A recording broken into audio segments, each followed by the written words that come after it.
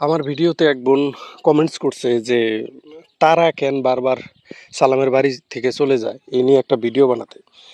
আসলে মানুষের প্রশ্নের উত্তর দিতে আমি প্রস্তুত, কিন্তু তারপরে ভিডিও বানাই না। এর কারণ একটাই যে মানুষ যদি নিজের সময়ের মূল্য না বুঝে, মানুষ যদি নিজের বিবেক খাটিয়ে জীবন চলতে না পারে, তাহলে তো তাদেরকে এত পথ দেখানোটা বোকামি, যার জন্য ভিডিওগুলো বানাই না।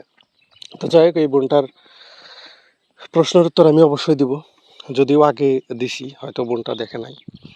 তো সালামের বাড়ি ছেড়ে তারা চলে যাওয়ার একটাই কারণ, যে যারা নিয়ে সংসার করে, সংসার বলতে শুধু স্বামী স্ত্রী না, একসঙ্গে বসবাস করে, একসঙ্গে খায় দায় ঘুমায় বা কামজাম করে, তারাই জানে সেই মানুষটা কেমন। তো তারা সালামের সঙ্গে থাকে, সম্পার সাথে থাকে, জানে ওরা মানুষ কেমন। এটা নিজেদের বুঝে নিতে লাগবে যে একটা মানুষ কি নিয়ে বারে বারে জায়গায় এত এত ফ্যাসিলিটিস থাকা সত্ত্বেও তারপরেও কি নিয়ে জায়গা।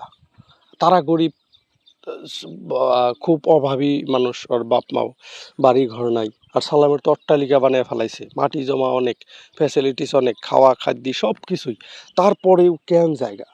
তো এর প্রশ্নের উত্তর একটাই যে মানুষের যেটা তিক্ত স্বভাব, মানুষের সেই তিক্ত স্বভাবের সাথে যদি মিশতে না পারেন ভাই, থাকতে পারবেন না আপনিও, আমিও থাকতে পারবো না, কেউ থাকতে পারবে না। কারণ আপনাকে অট্টালিকার মধ্যে বসাইয়া যদি আমি তিক্ত কথা শোনাই বা গালি শোনাই বা আপনারা অপমান করি বা প্রত্যেকটা কথায় আপনার ছোট মনে করি, গালিগালাজ করি, আপনি ওই জায়গায় থাকবেন না নদীর পাড়ে ভাঙ্গা ঘরে বসে থাকবেন?